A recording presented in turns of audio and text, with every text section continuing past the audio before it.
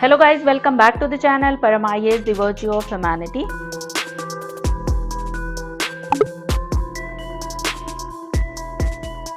आज हम यहाँ पे डिस्कस करने वाले हैं 2018 प्रीवियस ईयर पेपर। यहाँ पे मैंने लिया है सेट ए। अगर आपके पास कोई भी सेट अवेलेबल हो तो आप ले सकते हैं। नंबरिंग इधर उधर होती है, किसी भी सेट में आप चेक कर सकते हैं। ठीक है, तो डायरेक्टली हम मूव करते हैं क्वेश्चन नंबर 1 पे। सबसे पहले आप यहाँ पे देख सकते हैं कि क्वेश्चन नंबर 1 हमारा पूछा गया था, कंसीडर द फॉलोइंग स्टेटमेंट। मतलब यहाँ पे कुछ स्टेटमेंट्स दी गई है और उससे रिलेटेड क्वेश्चन पूछे गए हैं। तो सबसे पहले हमें स्टेटमेंट्स को पढ़ना है और साथ ही साथ स्टेटमेंट्स को पढ़ते टाइम आपको जो कीवर्ड्स होंगे, मेन वर्ड्स होंगे, उसको अंडरलाइन करते जाना है। ठीक है, सबसे पहला statement, in the first Lok Sabha the single largest party in the opposition was the स्वतंत्रता पार्टी। ऐसा था क्या? नहीं। फर्स्ट लोकसभा में सिंगल लार्जेस्ट पार्टी तो हमें पता है कांग्रेस थी, जिसको मिली थी 364 सीट 489 में। उसके बाद जो नेक्स्ट पार्टी थी वो थी कम्युनिस्ट पार्टी। ठीक है, वो थी कम्युनिस्ट पार्टी ऑफ इंडिया, जिसे सिर्फ मिली थी 6 सीट्स। ठीक है, तो स्वतंत्रता पार्टी ऑपोजिशन में नहीं थी। तो ये हमारा जो फर्स्ट स्टेटमेंट है वो हो जाता है गलत। स्वतंत्रता party was Indian liberal conservative political party, जो 1959 से 1974 तक एग्जिस्टेड थी। ठीक है, अब किसके द्वारा फाउंडेड थी? तो फाउंडेड की गई थी बाय सी राजा गोपालाचारी। ठीक है, तो फर्स्ट स्टेटमेंट तो हमें मिल गया। सेकंड स्टेटमेंट पढ़ लेते हैं। In the Lok Sabha leader of opposition was recognised for the first time in 1969। तो ये स्टेटमेंट हमारा सही है। तो हमें एक स्टेटमेंट तो मिल गया, सेकंड स्टेटमेंट हमारा सही है। नेक्स्ट अब बढ़ते हैं। Third statement, in the Lok Sabha, if a party does not have a minimum of 75 members, its leader cannot be recognized as the leader of opposition. ऐसा है क्या? So यहाँ पे not less than 1/10 seat of total strength of the house होना चाहिए। तो ये 75 member नहीं है। तो थर्ड स्टेटमेंट भी हमारा हो जाता है गलत। अब सिर्फ सेकेंड स्टेटमेंट सही है। यहाँ पे क्वेश्चन पूछा गया है, which of the statement given above are correct. So correct हमारा सिर्फ सेकेंड है, तो आंसर हमारा बी होगा। जो ये स्टेटमेंट्स दी गई हैं ये आपको मिलेगी 12th की NCERT India since independence chapter 2, वहां पे इसकी डिटेल आप पढ़ सकते हैं। इसके साथ साथ लक्ष्मीकांत के पार्लियामेंट चैप्टर में भी आपको इसकी डिटेल मिल जाएगी। ठीक है, मूव करते हैं नेक्स्ट क्वेश्चन में। नेक्स्ट क्वेश्चन पूछा गया है, which of the following leaf modification occurs in the desert area to inhibit water losses. ठीक है, 3 अगेन दिए गए हैं, hard and waxy leaves, tiny leaves, thorn instead of leaves. Select the correct answer using the code. अब यहाँ पे हमें correct answer बताना है।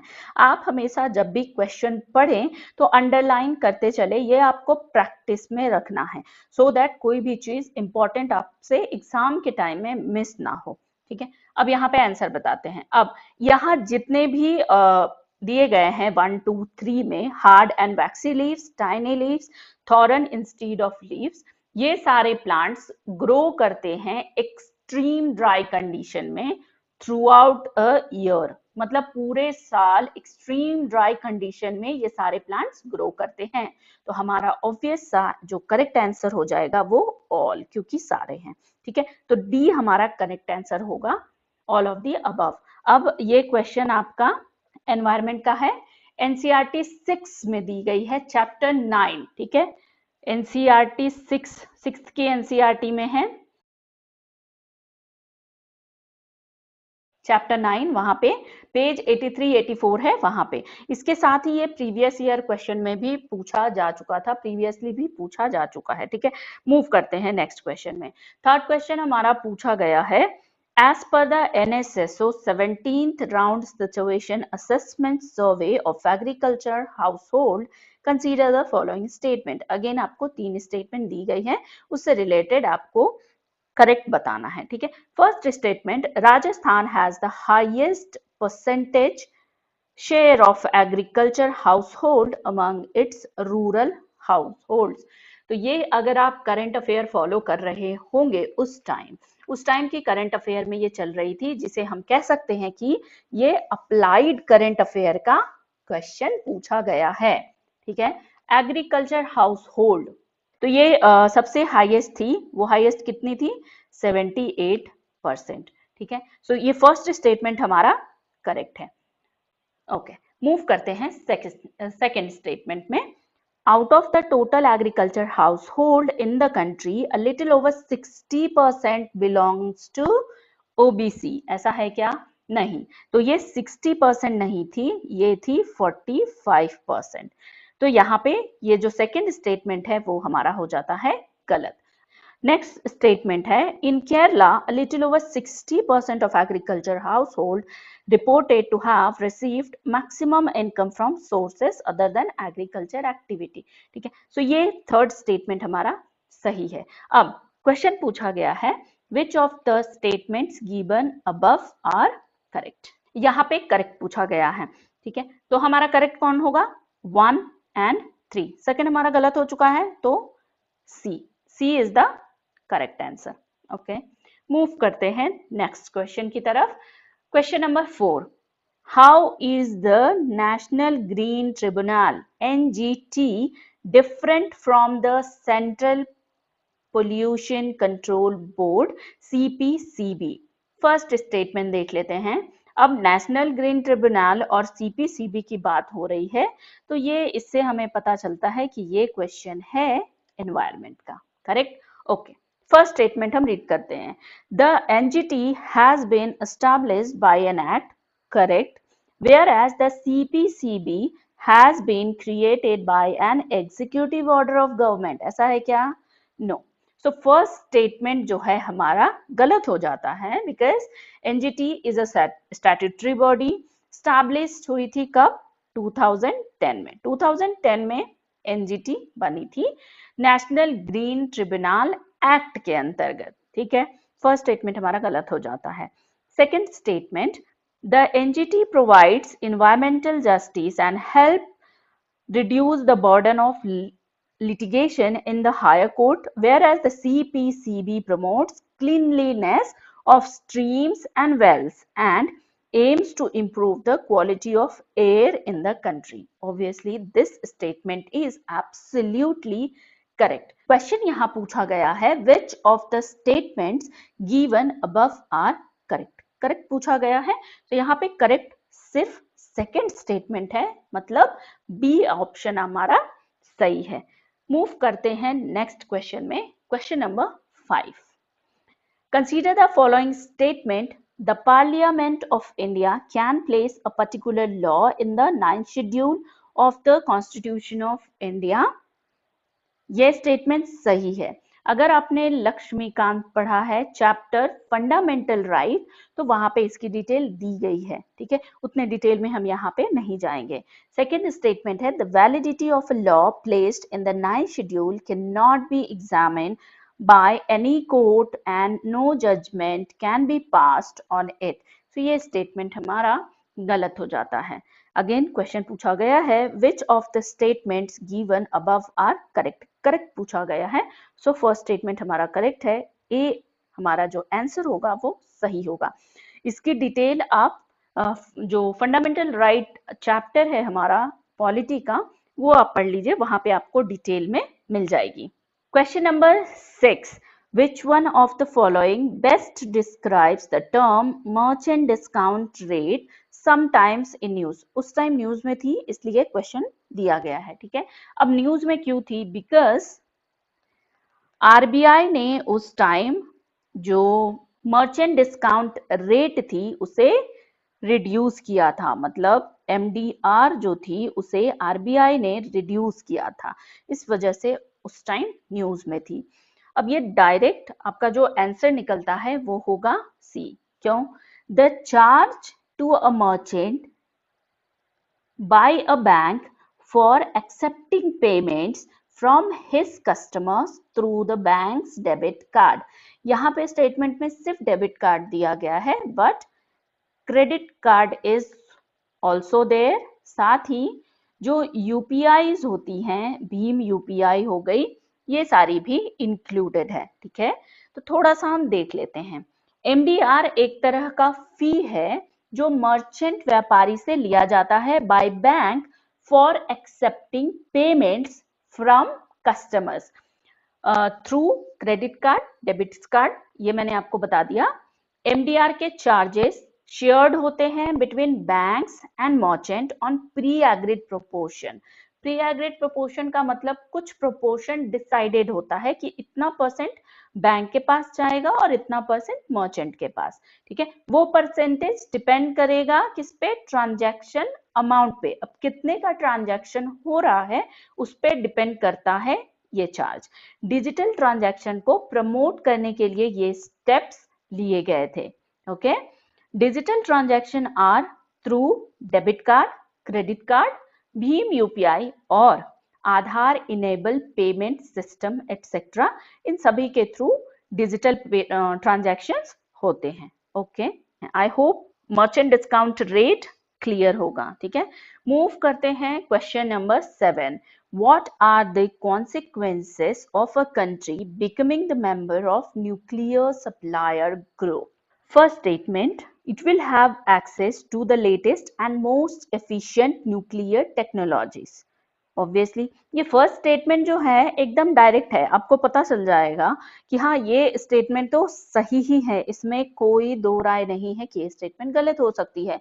क्योंकि अगर कोई कंट्री न्यूक्लियर सप्लायर ग्रुप का मेंबर है तो न्यूक्लियर टेक्नोलॉजीज की जो लेटेस्ट टेक्नोलॉजीज हैं उसको वो एक्सेस कर सकता है। तो फर्स्ट स्टेटमेंट सही है हमारा। अब आती है बात सेकंड स्टेटमेंट की।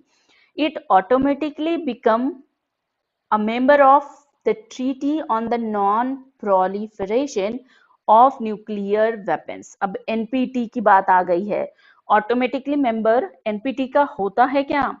ऑटोमेटिकली मेंबर है, नहीं होते हैं, नहीं होते हैं, यहाँ पे थोड़ा सा कंफ्यूजन है। The word automatically. ओके, सो हम यहाँ पे देख लेते हैं। इंडिया ने मई 2016 में, ठीक है ना, इंडिया ने मई 2016 में मेंबरशिप एप्लीकेशन सबमिट की थी एनएसजी को, but at the Seoul plenary group India's membership was blocked by China as China asked India to sign NPT.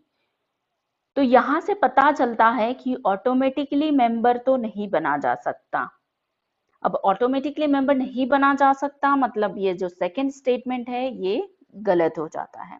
ठीक है, मतलब which of the statement given above are correct. Correct पूछा गया है, so only one correct है, ए, option A 7 का correct answer है। ठीक है, अब थोड़ा सा देख लेते हैं। NSG consist 48 members and India, बात अगर इंडिया की जाए तो India is not a member of NSG. ठीक है, now year 2020 marked the 50th anniversary of nuclear weapons. NPT is an international treaty जिसका ऑब्जेक्टिव है to prevent the spread of nuclear weapons and weapons technology. अब India ने NPT sign क्यों नहीं की, ये छोटा सा क्वेश्चन हो सकता है। Because India, being a sovereign country, has argued and did not sign on the basis of discriminatory treaty. अब discriminatory क्यों लगता है? Why इंडिया को discriminatory क्यों लगता है? Because NPT is selectively applicable to only non-nuclear powers. जो country non nuclear power हैं उन्हीं पे NPT लागू होती है। इस वजह से इंडिया को लगता है कि this is a discriminatory treaty, इसकी वजह से हमने साइन नहीं किया है और हम अभी तक एनएसजी का पार्ट नहीं है। एनएसजी क्या होता है? एनएसजी शॉर्ट में मैं थोड़ा सा बता देती हूँ। NSG is a group of nuclear supplier countries जो न्यूक्लियर इक्विपमेंट एक्सपोर्ट करती है with agreed rules. It means कोई भी कंट्री न्यूक्लियर इक्विपमेंट एक्सपोर्ट नहीं कर सकती है। रूल्स में 2 स्टेप ऑफ गाइडलाइंस इंक्लूडेड होते हैं, ठीक है। नॉन प्रोलिफरेशन प्रिंसिपल 1994 में अडॉप्ट किए गए थे एंड एनएसजी एस्टैब्लिश हुई थी 1974। एनएसजी एस्टैब्लिश हुई थी 1974 में, जब इंडिया ने पोखरण 1 न्यूक्लियर एक्सप्लोजन किया था।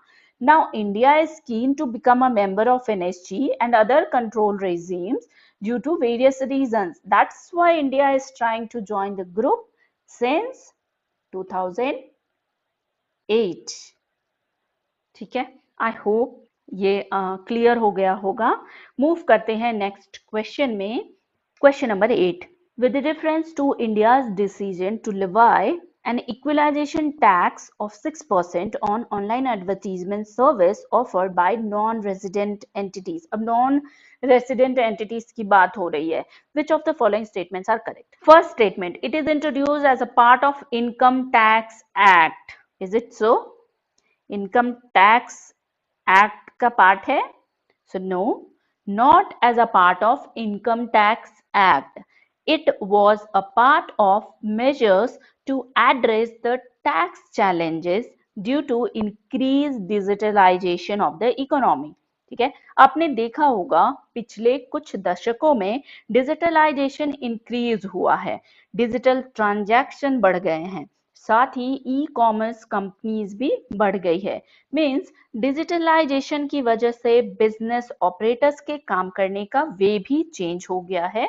इस वजह से बहुत सारी फॉरेन ई कॉमर्स कंपनी भी लगातार बढ़ रही है। जहां पहले किसी भी मार्केट में बिजनेस करने के लिए फिजिकल प्रेजेंस का होना जरूरी था, वहीं अब विदाउट फिजिकल प्रेजेंस किसी भी मार्केट में बिजनेस किया जा सकता है, जिससे टैक्सेसिंग राइट्स के इशू हो रही थी। हेंस इससे आपको पता चलेगा, आप ये कह सकते हैं कि इंडिया ने पहले ही अडॉप्ट कर लिया था unilateral digital tax framework.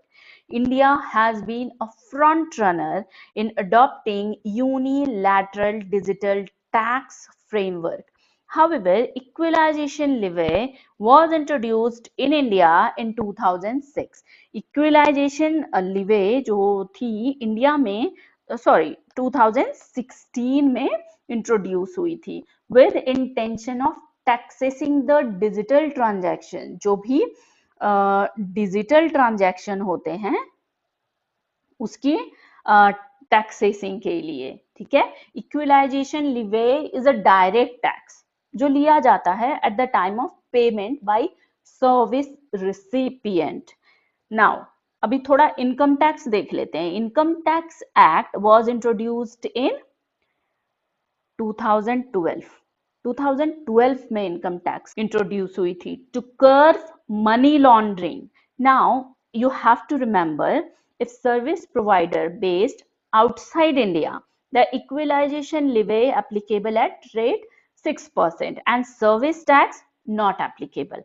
But if service provider based in India, then service tax is applicable and equalization levy will not be applicable. ठीक है, तो ये ध्यान रखना है।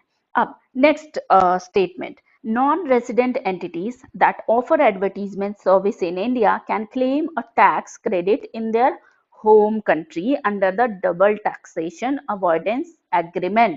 अब DTAA double taxation avoidance agreement क्या ये कहता है कि होम कंट्री में वो टैक्स क्लेम कर सकता है, टैक्स क्रेडिट क्लेम कर सकता है?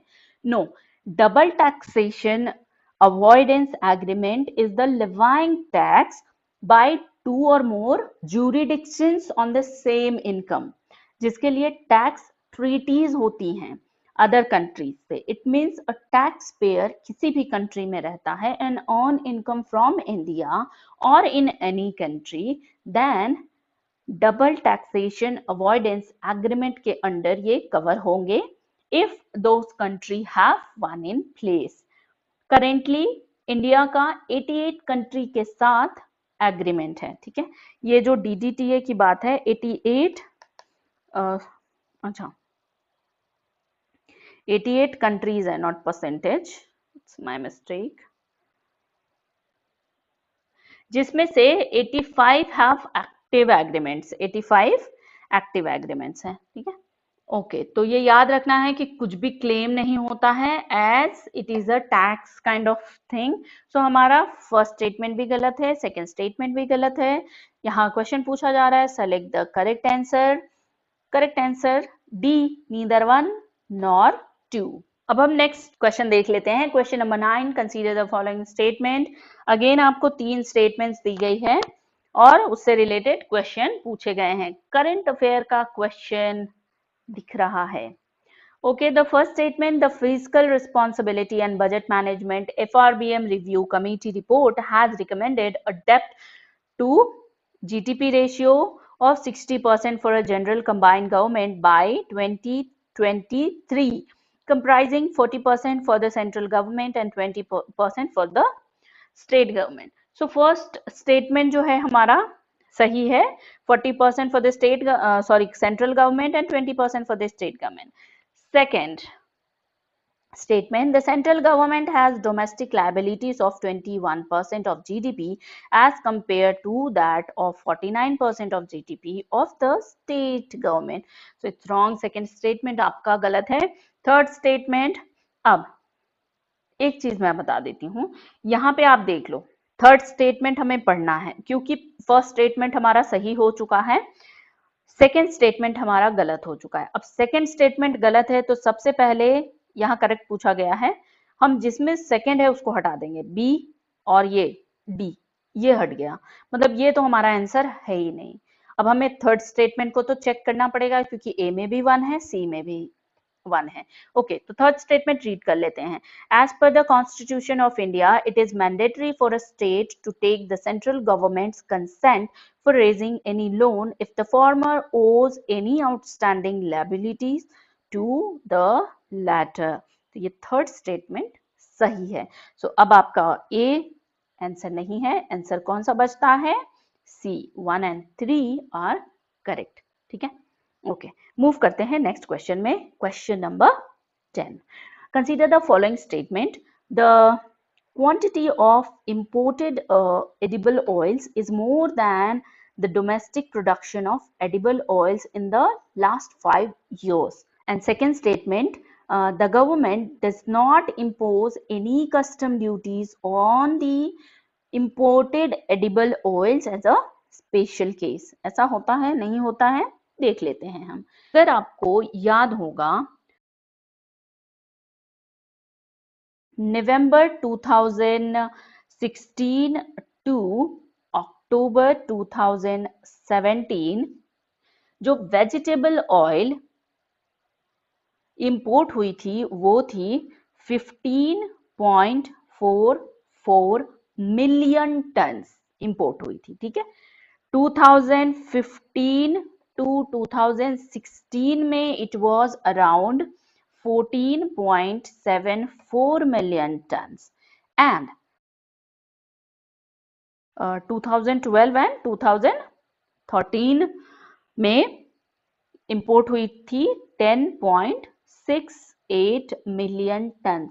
अब आप देख सकते हैं कि जो इंपोर्ट है हमारा लास्ट 5 ईयर में वो डोमेस्टिक प्रोडक्शन से ज्यादा इंपोर्ट हुआ है, इंक्रीजिंग ऑर्डर में है, ये आप देख सकते हैं इंक्रीजिंग ऑर्डर में है, इंपोर्ट हमारा बढ़ता गया है, ठीक है। ओके अब एक कंफ्यूजन यहाँ पे हो सकता है, मैंने बात की वेजिटेबल ऑयल की है और यहाँ पे तो लिखा है एडिबल ऑयल। सो यहाँ पे मैं आपको क्लियर कर देना चाहती हूँ, वेजिटेबल ऑयल में edible oil and non edible oil दोनों इंक्लूड होते हैं, जो जंप हुई थी बाय 45% इन लास्ट 5 years। तो फर्स्ट स्टेटमेंट हमारा करेक्ट निकल जाता है। अब सेकेंड स्टेटमेंट देख लेते हैं। Government does not impose any custom duty, ऐसा है क्या? नो, कस्टम ड्यूटी लगते ही लगते हैं। सो ये सेकेंड स्टेटमेंट हो जाता है हमारा रॉन्ग। सो अब यहाँ पे क्वेश्चन क्या पूछा जा रहा है, which of the statement given above are correct, correct पूछा गया है, तो ए हमारा सही आंसर हो जाता है, करेक्ट। मूव करते हैं क्वेश्चन नंबर 11। जो आपका क्वेश्चन है ये मॉडर्न हिस्ट्री से है। अगर आपने पढ़ा है तो ये क्वेश्चन आपका मॉडर्न हिस्ट्री से पूछा गया है। He wrote biographies Mazzini, Garibaldi, Shivaji, Sri Krishna stayed in America for some time and was also elected to the Central Assembly. So he was, कौन थे वो? वो थे लाला लाजपत राय। लाला लाजपत राय के बारे में अगर आपको पता हो, Lala Lajpat Rai was the Lion of Punjab, also known as Punjab Kesari.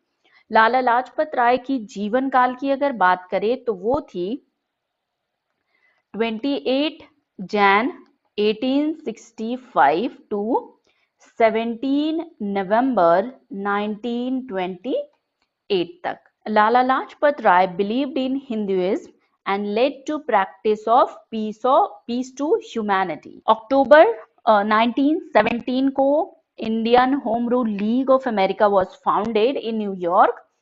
1919 में लाला लाजपत राय इंडिया रिटर्न आए थे। 1920 के इलेक्शन में he was elected president of the Indian national Congress in Calcutta special session, और उसी साल कांग्रेस पार्टी के स्पेशल सेशन में नॉन कोऑपरेशन मूवमेंट लॉन्च की गई थी। 1920 से 1923 के दौरान वो जेल में थे। लाला लाजपत राय ऐसे महान लीडर थे जिन्होंने Indian nationalist movement, Indian independence movement, Hindu reforms movements and Arya Samaj के लिए बहुत सारा काम किया था और बहुत से यंग मेन को इंस्पायर्ड भी करते थे। लाला लाजपत राय की स्टैच्यू शिमला हिमाचल प्रदेश में है। बहुत सारी बुक भी लिखी थी जिसमें कुछ है Arya Samaj 1915, unhappy India 1970 1917, the story of my deportation 1908, ऐसी बहुत सारी किताबें उन्होंने लिखी थी। अब थोड़ा थोड़ा देख लेते हैं बाकी ऑप्शंस के बारे में। फर्स्ट है Aurobindo Ghosh. Aurobindo Ghosh was a philosopher, yogi guru, poet and nationalist. मतलब इंडियन नेशनलिस्ट थे बट जाने जाते थे for his philosophy on human evolution and internal yoga.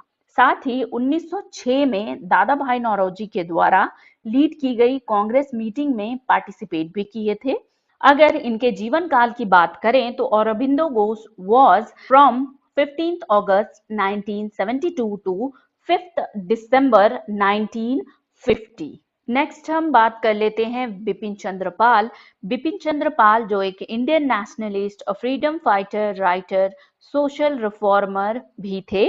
उसके साथ स्वदेशी मूवमेंट में उनकी मेन भूमिका थी। ऑल्सो पार्टीशन ऑफ बंगाल के अगेंस्ट भी खड़े हुए थे, इसीलिए बिपिन चंद्र पाल को इंडिया में फादर ऑफ रिवोल्यूशनरी थॉट्स भी कहा जाता है। आपने सुना होगा लाल बाल पाल। लाल बाल पाल ट्रायो जो एसोसिएटेड थी रिवोल्यूशनरी एक्टिविटी में, उसमें थी लाला लाजपत राय एंड बाल गंगाधर तिलक के साथ थे। औरोबिंदो घोष ने कहा था that Vipin Chandra Pal is one of the mightiest profit of nationalism. Mightiest का मतलब होता है ताकतवर। पाल ने बहुत सारी किताबें लिखी थी जिसमें थी the soul of India, jail journey, nationality and empire, Swaraj and the present situation, the basis of social reforms, etc. जीवन काल की अगर बात करें तो बिपिन चंद्र पाल का जीवन काल 7 नवंबर 1858 टू 20 मई 1932 तक थी। ओके, एंड में बचते हैं। यहाँ पे जो ऑप्शन है उसमें है मोतीलाल नेहरू। अच्छा, Motilal Nehru was an Indian lawyer and an activist of the Indian independence movement and an important leader of the Indian National Congress. इन्होंने 2 बार सर्व किया था एज अ कांग्रेस प्रेसिडेंट। 1929 में जवाहरलाल नेहरू इलेक्ट हुए थे कांग्रेस प्रेसिडेंट के रूप में, and then Motilal Nehru helped found the Swaraj party, जिसके बाद कांग्रेस पार्टी से सेपरेट हो गए थे। ठीक है, जीवन काल की बात करें तो मोतीलाल नेहरू का जो जीवन था 6 मई 1861 टू 6 फेब 1931 तक थी। ठीक है, ओके। इसकी अगर डिटेल पढ़नी हो आप मॉडर्न हिस्ट्री में जाकर पढ़ सकते हैं। यहाँ पे मैंने कुछ पॉइंट्स बता दिए हैं, कवर कर दिए हैं। ओके, मूव करते हैं हम नेक्स्ट क्वेश्चन की तरफ।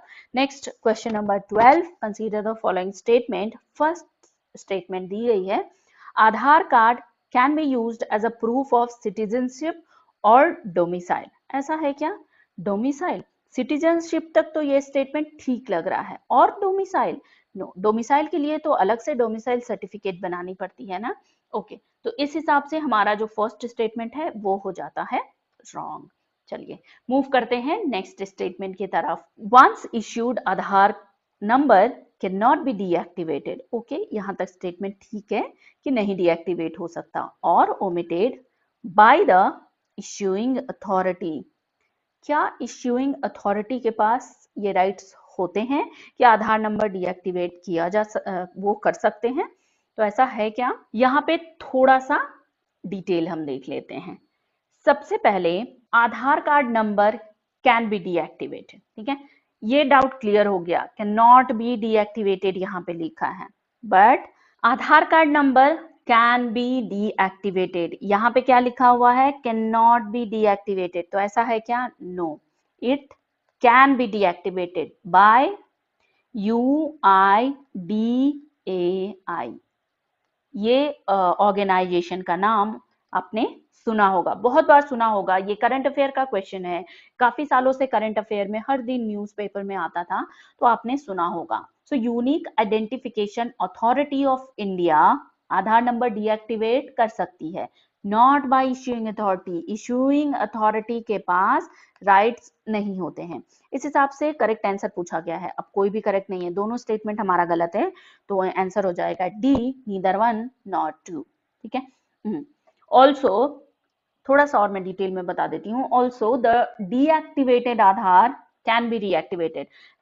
अब डीएक्टिवेशन का मतलब क्या होता है कि डीएक्टिवेशन मतलब खत्म हो गया, अब फिर से वो रीएक्टिवेट नहीं हो सकता या हो सकता, ये तो डाउट है ना। तो यहाँ पे deactivation Aadhaar, deactivated Aadhaar can be reactivated, जो आधार कार्ड नंबर डीएक्टिवेट हो चुका है उसे रीएक्टिवेट किया जा सकता है। Deactivation does not mean cancellation. Deactivation का मतलब कैंसिलेशन नहीं होता है। A cancelled Aadhaar ceases to exist, but the deactivated one can be activated by updating the relevant information with UIDAI। ठीक है, इसके जरिए आप अपनी कोई भी इंफॉर्मेशन अपडेट कर सकते हैं और आपका जो डीएक्टिवेटेड आधार कार्ड नंबर है वो रीएक्टिवेट हो जाएगा। डीएक्टिवेशन के बहुत सारे रीजन और सर्कमस्टांसेस होते हैं, जैसे multiple name in single name. It can also be deactivated upon non-uses of the same for 3 consecutive years. But इसके चांसेस अभी कम है क्योंकि हमारे आधार कार्ड लिंक हो चुके हैं पैन कार्ड से। ओके, हाँ, जिन बच्चों को 5 साल से कम उम्र में आधार कार्ड बन चुका है उनकी भी डिटेल अपडेट करानी जरूरी है, अदरवाइज नंबर डीएक्टिवेट हो सकता है। Because after the age of 15 age mandated to update by the UIDAI। Move करते हैं question number 13, which of the following have shrunk, immense dried up in the recent past due to human activities? Select the correct answer। यहाँ पे again correct पूछा गया है, answer हमारा क्या है? RLC। ये बहुत बार आपने न्यूज में सुना होगा, करंट अफेयर अप्लाइड का क्वेश्चन है ये। आंसर हमारा होगा A1 RLC। अब थोड़ा सा देख लेते हैं, RLC की जो लोकेशन है कजाकिस्तान एंड उज्बेकिस्तान के बीच में लाई करती है। ऐसा देखा गया था कि 1960 में 60 से RLC लगातार श्रिंक हो रही थी, जब से RLC की ट्रिब्यूटरीज को सोवियत इरिगेशन प्रोजेक्ट के लिए डाइवर्ट की गई थी। 2007 आते आते लेक अपनी ओरिजिनल साइज का सिर्फ 10% ही बच गई थी। मतलब 1960 से अरल सी लगातार श्रिंक हो रही थी और 2007 आते आते अपनी ओरिजिनल साइज का सिर्फ 10% हिस्सा ही बच गई और 4 सेपरेट लेक्स में स्प्लिट हो गई। फॉर्मर साउथ अरल सी का eastern basin completely dried up हो चुकी है, जिसे अरल कम डेजर्ट कहते हैं। इसका श्रिंक होना one of the planet's worst environmental disaster कहा जाता है। Aral Sea, the Dead Sea, the Great Salt Lake and Lake Chad भी काफी तेजी से डिसअपियर हो रहे हैं। नेक्स्ट है ब्लैक सी और लेक बैकाल के बारे में भी थोड़ा सा देख लेते हैं। Black Sea is a marginal sea of Atlantic Ocean and located between Eastern Europe and Western Asia. World largest body of water with Merometic Basin. Merometic Lake में ऐसे water layer होते हैं that do not intermix. Black Sea drains into Mediterranean Sea. Lake Baikal is a rift lake. Rift का मतलब होता है दरारी वाली झील, दरारें, ठीक है। So Lake Baikal is a rift lake in Russia. Baikal located in southern Siberia and it is the largest freshwater lake. Largest freshwater lake by volume in the world is Lake Baikal. Also the world deepest lake. Lake is completely surrounded by mountains. It is a rich in biodiversity. ठीक है, move करते हैं question number 14. Rule of law index is released by which of the following? So ये जो हमारा answer होगा क्या होगा? World Justice Project. Rule of law index measures rule of law adherence in 113 countries and jurisdictions worldwide. 8 factors हैं जिसके आधार पर rule of law index major किया जाता है. सबसे पहला constant on government powers, second absence of corruption, third open government, fourth fundamental rights, 5 order and security, 6 regulatory enforcement, 7 civil justice, 8 criminal justice. So ये 8 factors होते हैं जिसके आधार पे rule of law index major किया जाता है. ठीक है, क्वेश्चन नेक्स्ट की तरफ मूव करते हैं. 15 क्वेश्चन नंबर 15 पूछा जा रहा है, which of the following links all the ATMs in India? ATMs को जोड़ता है. तो कौन है? आंसर हमारा हो जाता है यहाँ पे C, National Payments Corporation of India. ठीक है, National Payment Corporation of India was set up with the guidelines and support of RBI and IBA, Indian Bank Association and RBI दोनों हैं. मूव करते हैं नेक्स्ट क्वेश्चन की तरफ. Question number 16. Consider the following statement. First statement, capital adequacy ratio CAR is the amount that banks have to maintain in the form of their own funds to offset any loss that banks incur if the account holders fail to repay dues. So ये first statement हमारा सही लग रहा है अगर हमने detail में economy का चैप्टर किया है तो. आपको पता चल रहा होगा ये इकोनॉमी का क्वेश्चन है. अब ये तो फर्स्ट स्टेटमेंट सही है. Second statement, CAR is decided by individual bank. यहाँ पे थोड़ा सा कंफ्यूजन है. क्या कैर डिसाइड होता है इंडिविजुअल बैंक से? सुनो, सिंपल टर्म में कहा जाए तो कैर CAR is the ratio of banks capital in the relation to it's risk weighted assets and current liabilities. It is decided bye central banks and bank regulators. So not decided by individual bank. So second जो हमारा statement है वो wrong हो जाता है. यहाँ पे पूछा गया है which of the statements are given correct. So correct statement हमारा only one है. So A is the answer. So CAR is decided by central bank and bank regulators. Move करते हैं question number 17. The identity platform Aadhaar provides open application programming interface. What does it implies? सबसे पहला जो statement है, again ये current affair का question है.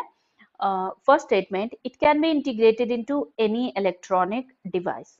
सही लग रहा है. Second, online authentication using iris is possible. या करेक्ट. सो सेकेंड भी स्टेटमेंट हमारा करेक्ट है. Which of the statements are correct? Correct पूछा गया है तो हम सी लगा देंगे डायरेक्ट, बोथ 1 एंड 2. मूव करते हैं question number 18. Very recently, in which of the following countries have lakhs of people either suffered from severe famine, acute malnutrition, or died due to starvation caused by war or ethnic conflicts? So ये भी news में था. तो ये था Yemen and south Sudan. तो हमारा answer होगा यमन एंड साउथ सूडान. अब यहाँ पे क्या हुआ था? As per the global hunger index, क्या है? ग्लोबल हंगर इंडेक्स की बात करें तो ये countries were at risk of the death from famine due to lack of resources. बहुत सारे रिसोर्सेस कम थे. साथ ही ऑनगोइंग सिविल वॉर्स, जो सिविल वॉर्स चल रही थी, और साथ ही साथ यूएस का इंटरवेंशन. ठीक है. मूव करते हैं question number 19 regarding Wood dispatch. अब अगेन ये क्वेश्चन जो है आपका वुड डिस्पैच मॉडर्न हिस्ट्री का है. अगेन हम आ गए मॉडर्न हिस्ट्री में. ठीक है. Regarding Wood dispatch, which of the following statements are true? First, grants in aid systems was introduce. Correct. अगर हमने पढ़ा है तो एकदम बेसिक सा है. अगर आपको पॉइंट्स याद होगा तो डायरेक्टली आप टिक कर सकते हैं. First, grants in aid system was introduced. Correct. Second, establishment of universities was recommended. था क्या? कुछ कुछ पढ़ा लग रहा है. था. सेकेंड भी करेक्ट. अब third statement, English as a medium of instruction at all levels of education was recommended. all level पे था क्या? ये गलत है statement.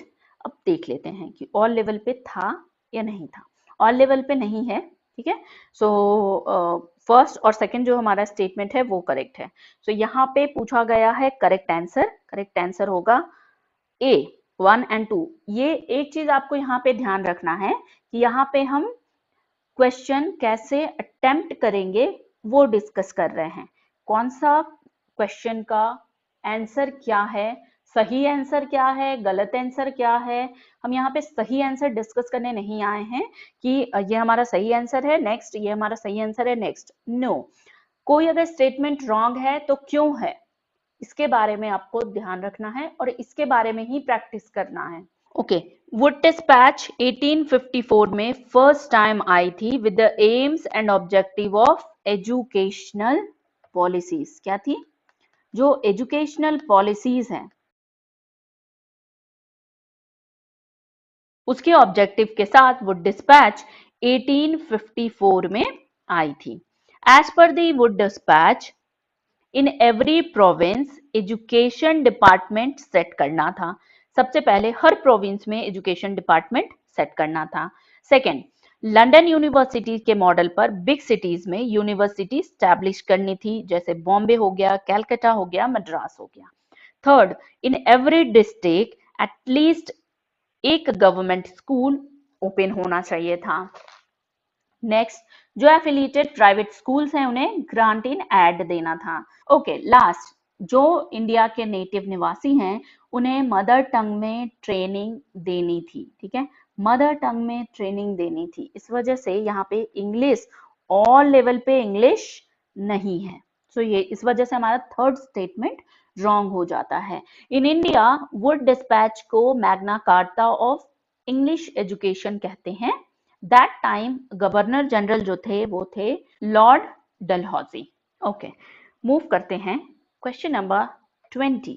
Question number 20, with reference to the Parliament of India, which of the following parliamentary committee scrutinize and report to the House whether the power to make regulations, rules, sub-rules, bylaw, etc. conferred by the Constitution or delegates by the Parliament are being properly exercised by the execution within the scope of which delegation? Again, आपने अगर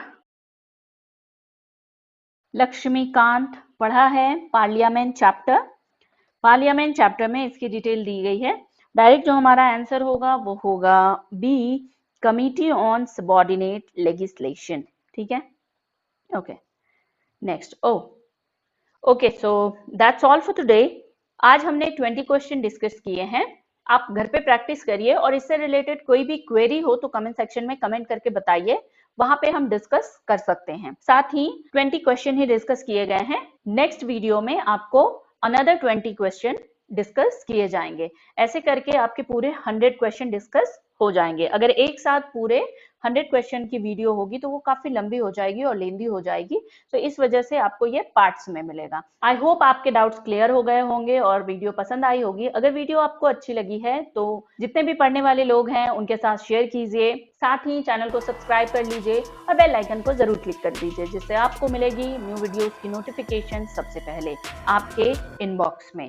thank you, bye bye.